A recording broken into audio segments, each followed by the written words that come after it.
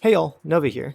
Marauders just went live with their new November update. It's called Health, and they have a bunch of changes. They added 2 new weapons, there's a bunch of bug fixes and balance changes as well.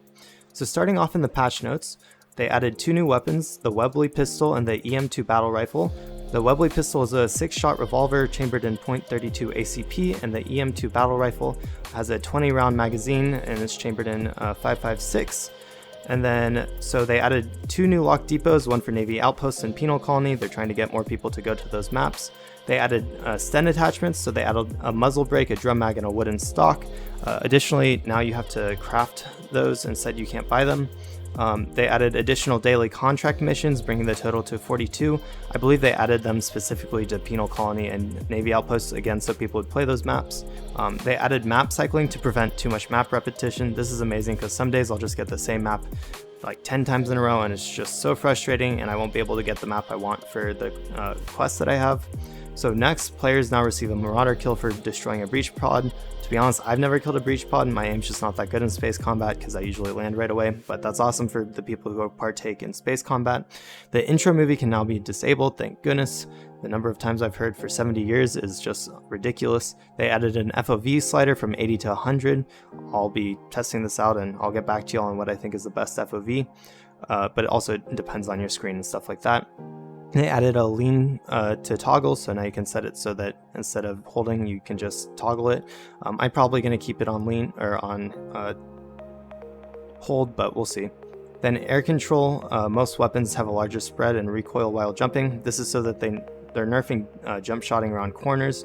Though honestly, I'm thinking it's gonna make it really hard to push people now because we don't have nades. Now we really just have no way of like pushing around corners if someone's holding an angle other than flanking them, which is fine. I mean, flanks are all good, but sometimes you just gotta push up a hallway, and this is gonna make it really hard. So I don't know how I feel about that. I know people hated the jump shots, so we'll see. Navy commandos and their major can now spawn in any raid location except for the Navy outpost. That is actually awesome. That makes top brass so much easier to do. It also just makes it interesting. Like, what if you just run across some really strong AI? I mean, those AI really aren't that strong, especially if you're kitted out, but it'll be cool to just, randomly come across them. Who knows what the spawn rates are, but I think that's a cool change and definitely needed for the quest. Crews are automatically locked. This is good because if you don't automatically lock them, people can just join and they'll kill you as soon as you get in, so that's a good change. A siren alarm can now be heard when a breach occurs inside a ship. Very good. There was multiple exploits with like breaching and them not hearing it, so that is a great change. Hopefully it works and there's not too many bugs with that. And they reinforced anti-cheat. Who knows what that means, but personally I haven't had too many issues with cheaters at all. So I've maybe had 3 sus encounters in like 80 hours of gameplay. So cheaters have not been an issue personally for me. I know some people run into blatant cheaters, but who cares? All right, let's move on. Art. They did color and reflections lighting pass on asteroid mine. Honestly, we'll see if it makes a difference. I'm not even sure I'll notice. Sten weapon model and textures, redistributed airlock positions in asteroid mine. Color and reflection pass on merchant ship. SCG rifle now has a front sight. That's a good change. I think the SCG rifle will even be stronger now. I love this rifle even without the sight, so I can't imagine what it's gonna be like now. And then Crossa muzzle flat. I'd never even used the Crossa just because of how bad it is as a 20-round magazine. Who knows with that change? Okay, so there were a bunch of balance changes. So now the capital and merchant ship have had their spawn chance increased by 30%. Of course, I don't actually know what that means because we don't know what the original spawn chance was, but 30% sounds nice, so we'll see if it's much better or not. Headshot damage multiplier is now 3 times instead of 3.5 times. This is a really interesting change. I mean, the time to kill is being increased a bit, especially if you're getting headshots. I'm not sure how I feel about it. I did do the math earlier, and you can still one-tap people in the head with an SVT and a Johnson. You can't one-tap people in the head anymore with the well rod pistol if they are wearing the best head slot in the game, but if they're not wearing the best helmet in the game, then I think you can still one tap them with the well rod. It's just a small nerf to the well rod. And then airlock redistribution and asteroid mine. This is good. We'll see how it turns out. I don't know. They added airlocks to terraformer, Navy outpost, prison, and spaceport. This is good. It's really annoying to get airlock is busy whenever you're going into a raid. Great changes there. Airlock has more accurate collision. This helps with the airlock camping, hopefully, maybe, I don't know. Sten suppressor now requires fabric along metal scrap. I don't know how I feel about that. Honestly, I never used the Sten as it was, so like having it require fabric, which is needed for a lot of more important crafts, I don't like that change really. Sten suppressor does 2 extra damage instead of 1. Still, that's just not a big enough buff for the Sten suppressor really to be relevant, I don't think. Okay, large first aid kit's healing amount has been increased by 35%. That's a pretty big boost. I don't know if that's 5% of the original or just like 35% total like health, because originally it healed like 50% of your health, right? So is that 85% or is that like 35% more of 50% on top of the 50% that it already healed? Okay, probably the first one though. Lower tier recipes have had their crafting timers greatly reduced. That's great. Honestly, I think they should just get rid of crafting timers. It doesn't really add anything to the game. All armor and helmets, except for those 3, have been buffed by 20%. This is interesting. Though I did look in the game earlier and the M10 was still just 10 armor. However, the level 9 style helm that used to be like level 9 is now level 12. So I'm not exactly sure about those changes. Maybe the like level 10 helmet that I had is just glitched. We'll have to figure it out in the coming future. Heavy caliber weapon damage has been increased by 15%, except for the SVT, Johnson, and the Mosin pistol, which have all had their damage reduced. Again, you can still one-tap headshot with the SVT, Johnson, and Mosin pistol, even if they're wearing the best helmet in the game, so not that big of a difference. It really just matters if you're shooting them in the chest, I guess. So, oh yeah, and to the buff to all the armors, they're really just increasing the time to kill. I don't know how I feel about these changes. Like the Cycle Frontier has a really high time to kill, and that like really hurts solo play. I think it'll still be fine. 20% really isn't that big of a difference, but they need to be careful with how much they increase time to kill, because if time to kill is too high, then you can't play as a solo. You'll be forced to play in a squad, and that's not fun for anyone really. So I mean, it's fun for some people, but it should be viable to play as a solo as well as in a squad.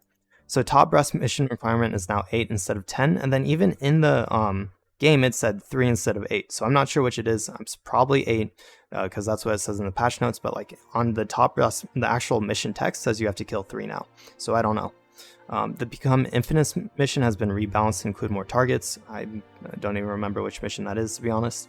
The M45K is the only SMG to receive a damage buff. SMGs are really strong, honestly. Most people use SMG, that makes sense. The compact container is now 3x3 cells. That's a huge buff. I'm sad that I sold them now, because it is the better container now versus a large container, I'm pretty sure. So that is unfortunate for me, because I'm not planning on prestiging anytime soon. Industrial locked loop-ins in the Navy Outpost and Penal Colony. Again, adding more stuff to Naval Outpost and Penal Colony to make them people more likely to go there, because people really would just extract, I mean myself included, sometimes if I didn't want to play those maps, especially if you get those maps like 10 times in a row, is just frustrating. So the Club is now a burst only weapon and has a 24 round capacity. They increased this round capacity but made it burst. I was watching Scrap play earlier and it seems to shoot pretty fast still. I'll have to test it out. I don't know whether that's like a, we'll see, I guess.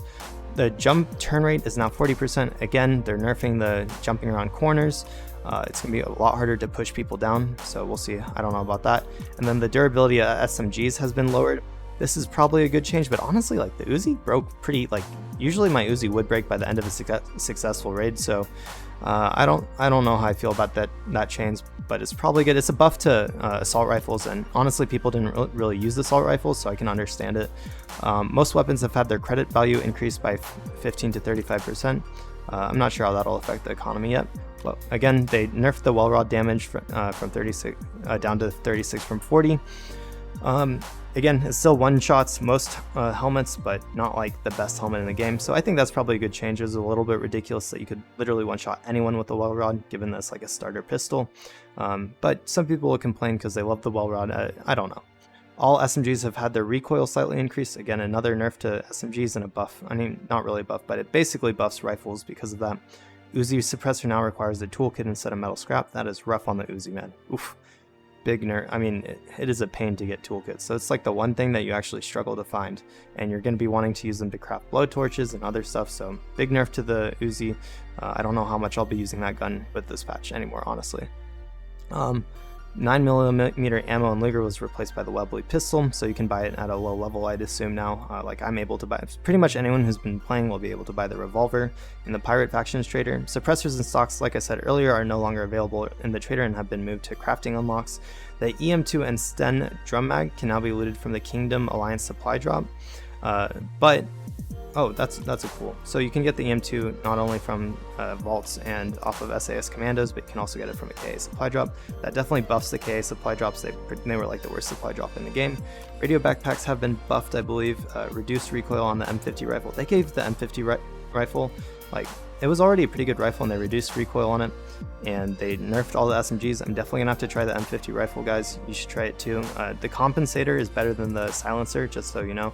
You get all the attachments at like level 6 or 7 of one of the traders. So definitely try it out with its attachments. It may be really good now. Shotguns have a large increase in spread over distance, the Terminator and Trench having a tighter spread, the Liberator, Jackhammer, and then double barrel have larger spread.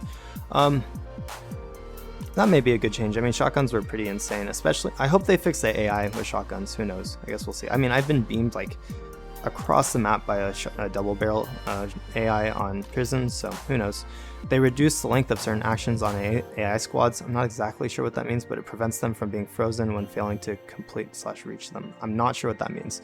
So Panzer Armor has been removed from the CE shop and replaced with plate armor. This is a great change. My guess is that they changed the Panzer back to level 12 armor, because in the video when they were showing off the EM-2 rifle, they showed level 12 armor. So here comes back to level 12 armor, which is cool. That was in the alpha. I don't know if it was in the beta. I didn't play much of the beta, to be honest.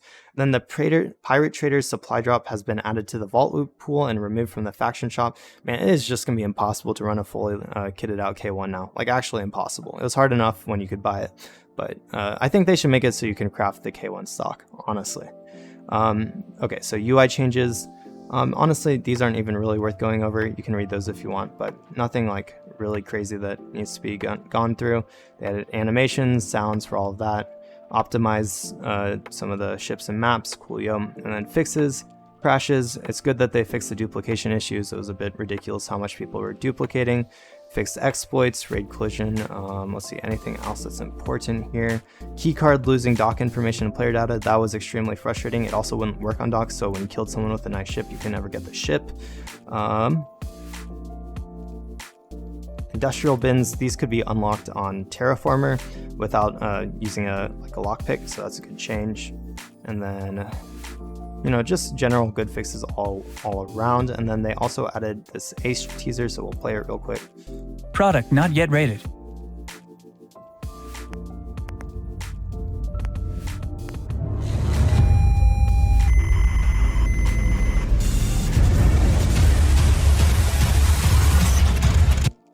I don't know if that music is copyrighted. Okay, anyways, it looks like we'll be getting some sort of flying or like maybe a pilot, who knows, but it's just an Ace teaser for their December update. Anyways, overall, I thought that this was a great patch. We'll have to see with some of the economy changes and some of the nerfs to SMGs. I think rifles are a lot stronger now overall. I'm glad that they got so many fixes in. They added 2 new weapons, should keep it interesting. I wish that they updated AI a little bit more, I think. AI could be, honestly, they could just make AI like a little bit stronger, maybe. It takes, what they need to do is they need to make it more realistic to where it doesn't like whip around and shoot you immediately, right? But it like you should surprise them. Like Veritas has some really good like talking about AI stuff, but like you should surprise them and they should like react to you and be like, oh my goodness, and then pull out their weapon and like start shooting. But right now they'll like whip around and shoot you. So they could work on their AI for sure, but it's a small dev team. They'll grow bigger in the future, but that's something I'm hoping to see in the future. The new armor changes with the increase to time to kill will be interesting, though it really is only going to affect the like top players who have the like best armor in the game. So I don't know. I mean, it did affect all armors, but yeah, I don't know. You can still one tap with SVT, which I like. So overall, a pretty big patch, and it looks great. So if you enjoyed this content, please consider leaving a like or subscribing. I'm pretty close to 400, which is awesome. I really appreciate all the support. I should be streaming sometime tomorrow. And yeah, thanks for the support, y'all. Good luck on your raids this week, and I'll talk to you next time.